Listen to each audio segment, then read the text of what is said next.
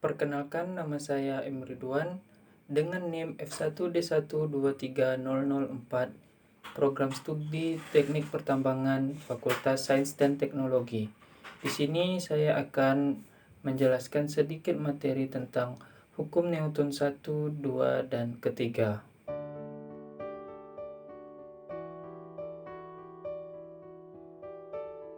Ketika kita mendorong benda seperti meja, maka kita harus memberikan gaya yang cukup besar untuk dapat menggerakkan meja tersebut.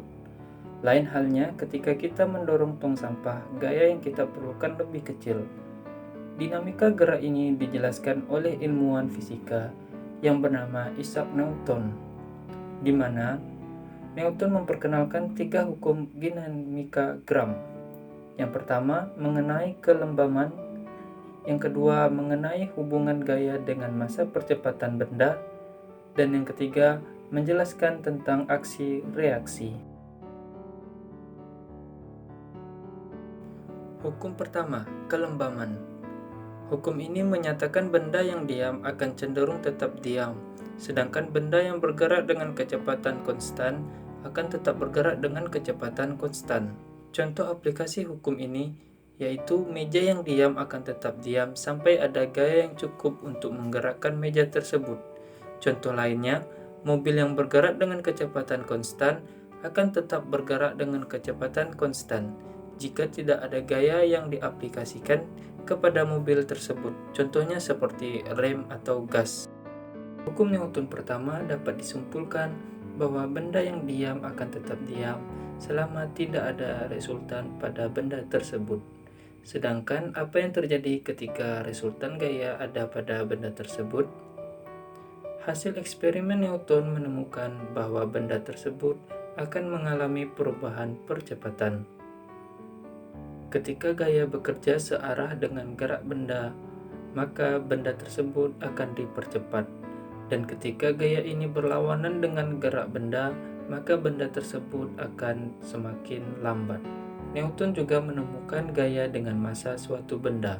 Massa adalah ukuran kelembaman suatu benda. Hal ini disebabkan semakin besar massa suatu benda, semakin besar gaya yang dibutuhkan untuk menggerakkan benda tersebut. Contohnya, kita memerlukan gaya yang lebih besar ketika mendorong mobil daripada motor. Hubungan antara gaya dengan massa dan percepatan adalah sigma F sama dengan ma. Intinya, semakin besar gaya yang diberikan, maka semakin besar gaya percepatannya. Arah percepatan searah dengan arah resultan gaya.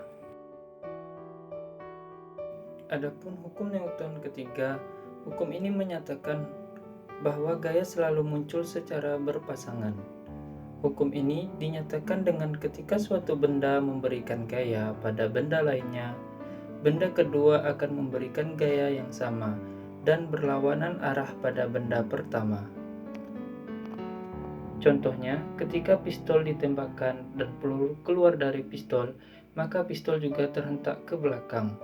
Adapun contoh lainnya, saat kita berdiri ke lantai, kita akan memberikan gaya pada lantai dan lantai juga akan memberikan gaya kepada kita. Contoh soal. Adapun pada diagram di gambar ini terdapat 3 gaya yang bekerja pada kotak ini, di mana F1 sama dengan 16 Newton dan F2 sama dengan 9 Newton. Berapakah besar gaya F3? Karena kotak ini diam, maka diketahui resultan gayanya sama dengan sigma F sama dengan 0. Atau F1 tambah F2 kurang F3 sama dengan 0. Maka F3 sama dengan F1 tambah F2 sama dengan 16 tambah 9 sama dengan 25 Newton. Adapun soal yang kedua, pada sebuah kotak dengan massa 140 kg terdapat 2 sebuah gaya yang salitilas lurus dengan nilai masing-masing 70 Newton. Untuk menghitung percepatan, kita memerlukan resultan gayanya. Resultan gaya ini bisa kita hitung dengan dalil Pythagoras, karena gaya merupakan besaran faktor. Adapun rumusnya sigma F sama dengan akar F1 kuadrat tambah F2 kuadrat sama dengan 70 kuadrat tambah 70 kuadrat hasilnya 70 akar 2 Newton, di mana massa kotaknya 140 kg. Maka percepatan dengan rumus sigma F sama dengan ma. Maka A sama dengan sigma F per M sama dengan 70 akar 2 bagi 140 sama dengan akar 2 bagi 2 meter per sekon kuadrat. Mungkin itu saja yang dapat saya sampaikan tentang materi hukum Newton 1, 2, dan ketiga.